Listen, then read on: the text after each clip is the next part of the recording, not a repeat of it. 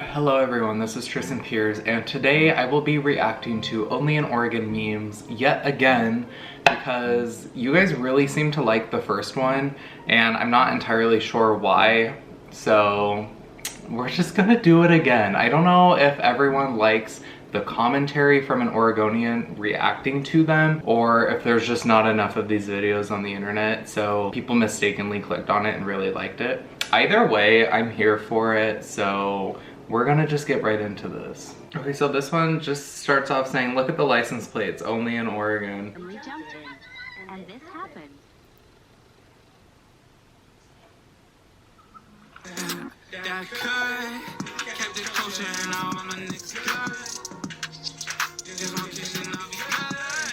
I be dealing with feelings, just killing myself.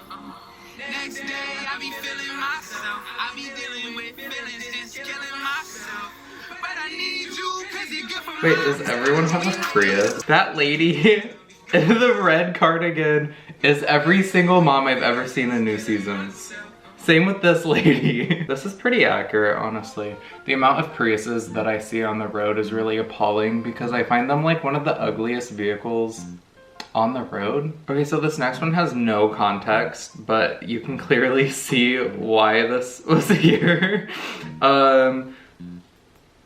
You know, I'm not gonna lie, I've been in cars that, oh look, some carrot cake. Okay, now we're getting into the real stuff, I guess. A rolling mosaic of tree bark, pebbles, glass pebbles, and paint. Excuse me. This looks like, this is so weird. Why is this a thing? I get to a point where I'm like not even surprised that this is the stuff that rolls down the street anymore. I mean, mind you, I do live in the suburbs, so I don't see this type of monstrosity rolling down the street every day, but this is some effort. I think in the one when I was watching TikTok videos, reacting to Only in Oregon TikToks, there was one and it was a car that was like covered in rubber duckies, and I had talked about there's a car that I would see that had a shopping cart welded to the top of it. Like, the amount of creativity involved with people's vehicles here is like one that does not have any logic behind it.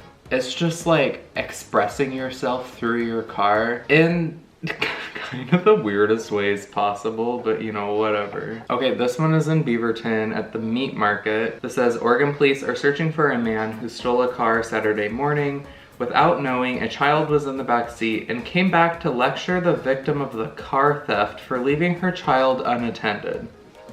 When the suspect saw the child, he returned to the mother and reprimanded her. Threatened to call the police on her and then drove away in her car. Beaverton police spokesperson Officer Matt Henderson told CNN. He hopped in the car, drove it, realized there was a 4-year-old inside, and drove back and ordered her to take the child out of the car and then drove away again. Henderson said, "We're thankful he had the decency to bring the little one back." I love that he went back to the scene of the crime and threatened to call the cops on her for leaving her kid in the car and then proceeded to steal her car. I'm just confused. Also, if she was at the meat market, there's like 3 parking stalls and it's usually never hot here, and she probably just left her car running being like, I'm gonna run in for like 2 seconds. The wall is all glass. I just don't see the problem with that, but then again, I don't have kids, so I don't know.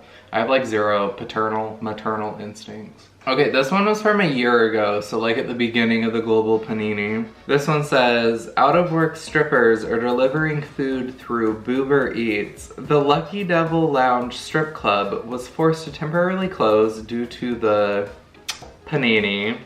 Now they've pivoted to a food delivery service called Boober. Oh, this didn't continue, called Uber Eats. There's also, I think they did drive-through drag shows somewhere downtown as well. And I can't remember, there was something else that was going on which I thought was hilarious. What's really weird to me is that I learned that Portland has more strip clubs per capita than any other city in the United States. I just don't understand why, but it's weird to think about like how normal I guess that is. I guess that is, I don't know, that's kind of weird. Just like I live close to an adult store that has like It has rooms with like the holes in the walls, and I just can't even talk about this. But like, I never knew about that for so long, and then someone told me about it. And I was like, you mean that's just casually next to Safeway? You're joking. Am I the first person to notice how much the logo of this Oregon restaurant chain looks like Mike Wazowski? Oh my gosh, it does! This is Laughing Planet Cafe. They follow me on Instagram. Hello, if for some reason someone from Laughing Planet is watching this. I've never thought about this before, but it really does just look like Mike Wazowski is a planet. That's hilarious. Very interesting. Now I kind of want to know if that's where they got this from, because I don't think Laughing Planet is older than Monsters Inc., right? Monsters Inc. came out a long time. Oh my god, I'm getting old. Also, if you haven't been to Laughing Planet, it's pretty good. When I was going through my like full vegan phase, I was eating there all the time. I get something called the Crunchero, which is like the healthy version of the Crunchwrap from Taco Bell. Okay, so I feel like yet again, most of these had something to do with Portland. To be honest, everything outside of Portland is totally different, and life is just going on as normal.